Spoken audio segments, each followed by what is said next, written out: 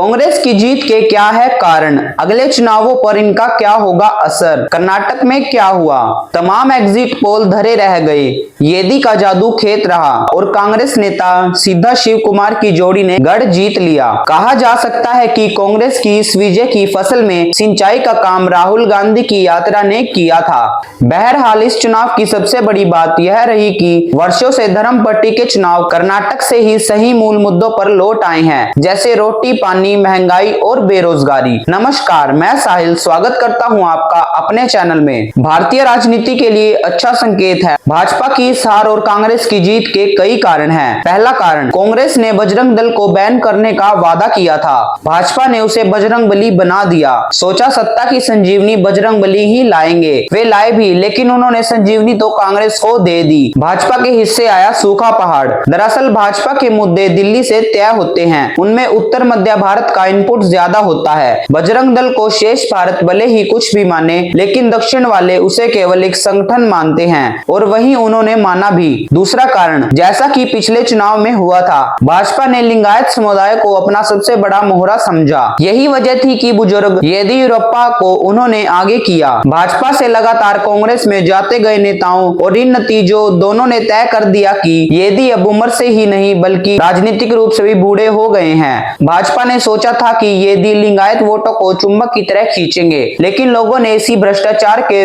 विरोध वोट के रूप में उलट दिया, क्योंकि नतीजे बताते हैं कि 20% से ज्यादा लिंगायत वोटरों वाली सीटों में कांग्रेस की जीत का हिस्सा भी भाजपा से कम नहीं है। और जो भाजपा के मुख्यमंत्री रहे हैं बसवराज बोमई, उनके खीसे में भी महान SR बोमई का बेटा होने के सिवाय कोई जादू रह नहीं गया था। तीसरा कारण, इस बार राहुल गांधी और प्रियंका दोनों ने मोदी स्टाइल की सभाएं की। वर्षों बाद ऐसा हुआ कि राहुल की सभाएं जहां जहां हुई उन क्षेत्रों में जीत का स्ट्राइक रेट मोदी से ज्यादा था। प्रियंका के सभा स्थलों वाले क्षेत्रों में भी कम से कम 30% सीटों पर कांग्रेस जीती है। इसके अलावा एनडीए कैंपेन ने सबसे महत्वपूर्ण भूमिका निभाई। यह सरकार के विरुद्ध तो थी ही, मौजूदा विधायकों के विरुद्ध भी थी। यही वजह है कि भाजपा का गढ़ माने जाने वाले तटीय क्षेत्र में भी उसे नुकसान हुआ है। जेडीएस के गढ़ पुराने मैसूर में उसकी भी एक तरफा जीत नहीं हुई। इसी तरह कांग्रेस का गढ़ रहे हैदराबाद कर्नाटक क्षेत्र ने उसे गच्चा दे दिया। लगता यह भी है कि कर्नाटक का मतदाता जोड़ तोड़ की सरकार से तंग आ चुका था, इसलिए उसने इस बार गुस्से में वोट दिया। देवगौड़ा के जेडीएस जैसे क्षेत्रीय दलों में किंग मेकर बनने या बने रहने की परंपरा पूरी तरह से नेस्तनाबूद कर दी गई है। रोचक आंकड़ा यह भी है कि कांग्रेस के सिवाय किसी को भी स्पष्ट बहुमत नहीं मिला।